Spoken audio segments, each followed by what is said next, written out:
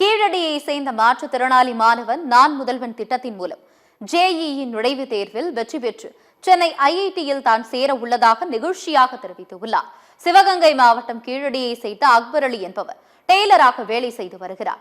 இவரது மூத்த மகனான முகமது பாட்ஷா கீழடியில் உள்ள தொடக்கப் பள்ளியில் படிப்பை தொடங்கி மேல்நிலைப் பள்ளியில் படிப்பை முடித்தார்.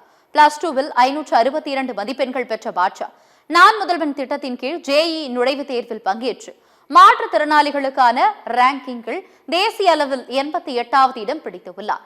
மேலும் மெட்ராஸ் ஐஐடியில் சேர்ந்து படிப்பை தொடர உள்ளதாகவும் நிகழ்ச்சியாக கூறியுள்ளார்.